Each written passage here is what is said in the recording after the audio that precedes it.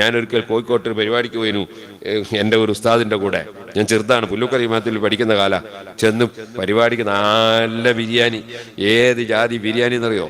പിന്നെ അതെല്ലാം കഴിഞ്ഞിട്ട് എന്നോട് എൻ്റെ കൂടെ പോയ ഉസ്താദ് എന്നോട് പറഞ്ഞു ഇനിയൊന്ന് പ്രസംഗിക്കുന്നത്. ഞാൻ കുറച്ചു നേരം പ്രസംഗിച്ചെല്ലാം കഴിഞ്ഞാൽ ഇയാൾ കൂട്ടിക്കൊണ്ടുപോയിട്ട് എനിക്ക് വലിയൊരു തുക തരികയാണ്. അന്നത്തെ കാലത്ത് വലിയ തുകയാണ്, ഇന്നത്തെ കാലത്ത് വലിയ തുകയല്ല, വലിയ തുക തരികയാണ്. എന്നോട് പറയാണ്, മോനെ നിന്റെ പ്രസംഗം ബദരീങ്ങൾക്ക് വളരെ ഇഷ്ടപ്പെട്ടിരിക്കുന്നു, ബദരീങ്ങൾക്ക് വളരെ ഇഷ്ടപ്പെട്ടു. അപ്പൊ സ്വാഭാവികമായിട്ടും മുത്തല്ലിമാന്റെ മനസ്സിൽ തോന്നുമല്ലോ ഇയാൾ വലിയ മഹാനാണെന്ന് തോന്നുമല്ലോ. പക്ഷെ എൻ്റെ മനസ്സിൽ അന്നേരം തോന്നിയെന്നറിയോ, ഇയാളെന്താ ബദരീങ്ങളെ പിയ്യാ, ബദരീങ്ങളെ സെക്രട്ടറി അയാൾ. അപ്പൊ ഇങ്ങനത്തെ കുറെ തട്ടിപ്പുകളുണ്ട്. അതായത് അപ്പൊ എന്താ, ഈ വന്ന മൊയ്ലിയാർക്ക് ഭയങ്കര മതിപ്പുണ്ടാവും ഇയാളെ പറ്റി. ഇയാൾ ബദരീങ്ങളായിട്ട് വളർന്ന് ഞാൻ നല്ല ആളാന്ന് എല്ലാവരും മനസ്സിലാണ്, ഞാൻ ബെടക്കാന്ന് ആരും ഉണ്ടാവില്ല. അപ്പൊ ഞാൻ എൻ്റെ പ്രസംഗം ബദരീങ്ങൾക്ക് ഭയങ്കര ഇഷ്ടപ്പെട്ടു. എനിക്കത് അയാൾ പറഞ്ഞോടുകൂടി തന്നെ അവിടെ ഒതുമുറിഞ്ഞു, ഇയാൾ ശരിയില്ല അന്നേരം തന്നെ ഒന്ന്. പിൽക്കാലത്ത് പിന്നെ അയാൾ എന്തെല്ലാം കുലുമാല വലിച്ചിട്ട് എന്ന് പറയണ്ട. ഇങ്ങനത്തെ എത്ര സംഭവങ്ങളുണ്ടെന്ന് അറിയോ. അതുകൊണ്ട് അത് എന്തെങ്കിലും കാണുമ്പോഴേ കപ്പാട് ഷെയ്ഖാക്കുകയും അതിന്റെ പിന്നാലെ പോവുക ചെയ്തിട്ട് നമ്മളെ ഈമാൻ നഷ്ടപ്പെടുത്തരുത്.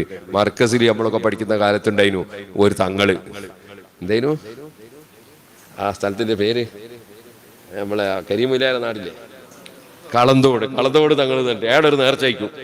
ഈ നേർച്ചക്ക് മുത്തലിമീങ്ങളെ മൊയ്ലാമാരെല്ലാം വിളിക്കും, എല്ലാവരും പോവും. ഭയങ്കര മൊയ്ലാമാരൊക്കെ ഭയങ്കര ബഹുമാനമൊക്കെ, നല്ല ഭക്ഷണം കൊടുത്തുവിടും.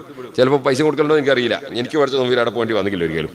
പിന്നെ കുറേ ദിവസം കഴിഞ്ഞപ്പോൾ നോക്കുമ്പോൾ അയാൾക്ക് സുജൂദ് ചെയ്യുന്നു, അയാളെ ഖബറിന് സുജൂദ് ചെയ്യുന്നു, എല്ലാ ഗുൽമാലും വലിച്ചിട്ടിരിക്കുന്നു.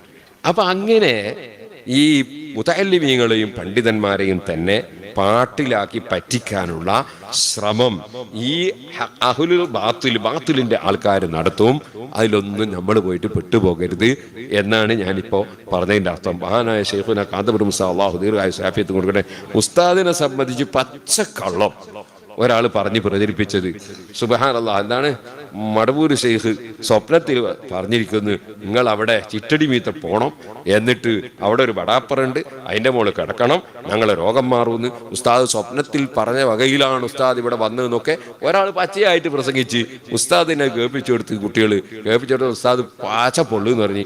പിന്നെ കൂടി സമസ്ത കേരള ഇമത്തുൽമന്റെ മുശാവറയായിരുന്നപ്പോൾ ആ മുശാവറയിലും ഉസ്താദ് പറഞ്ഞ് പച്ച കള്ളത്തരാണ് പറഞ്ഞത്, ഞാനങ്ങ് കയറിയിട്ട് തന്നെ ഇല്ല, ബടാപ്പുറത്ത് കടന്നിട്ടുമില്ല, ഞാനങ്ങോട്ട് കയറിയിട്ടുമില്ല, ഞാൻ അവിടുന്ന് ഒന്ന് ദ്വാ ചെയ്ത് അങ്ങ് പോരാ ചെയ്ത് അങ്ങ് കയറിയിട്ടെന്നില്ല എന്ന് പറഞ്ഞു.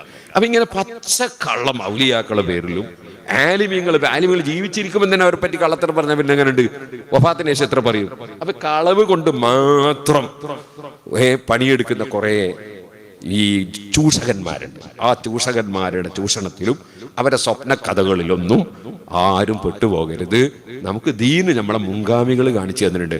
നമ്മളെ മുൻഗാമികൾ ഒരുപാട് വലിയ വലിയ ആലിമികൾ കഴിഞ്ഞില്ലേ, അവർക്ക് ഇങ്ങനത്തെ ഒരു കളിയും കളിച്ചിട്ടില്ലല്ലോ.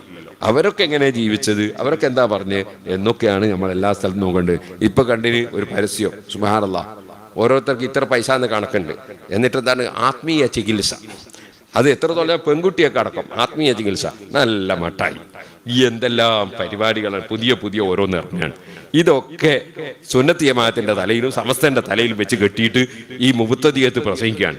അപ്പൊ അവിടെ നല്ല ചങ്കൂറ്റത്തോടെ സുന്നത്ത് ജമാഅത്തിന്റെ ആലിമീങ്ങൾ നല്ല നെഞ്ഞുറപ്പോടുകൂടി ഇത്തരം കടുത്ത ബിദ്അത്തുകളെയും കടുത്ത അന്ധവിശ്വാസങ്ങളെയും ശക്തമായി എതിർക്കണം. അത് ആലിമീങ്ങളുടെ കർത്തവ്യമാണ്. അതവർ ചെയ്തിട്ടില്ലെങ്കിൽ മുഴുവൻ ആളും കുറ്റക്കാരാവും. ഒരുത്തനെങ്കിലും ചെയ്താൽ ബാക്കിയുള്ളവരും കൂടി അള്ളാന്റെ ശിക്ഷയിൽ നിന്ന് രക്ഷപ്പെടും. ആരും ചെയ്തില്ലെങ്കിൽ എല്ലാവരും കുറ്റക്കാരാവും. അതുകൊണ്ട് അല്ലാഹു സുബ്ഹാനഹു വ തആല ഹഖിനെ ഹഖായി മനസ്സിലാക്കി ജീവിതത്തിൽ പകർത്താൻ നമുക്ക് തൗഫീഖ് ചെയ്യട്ടെ. എനിക്ക്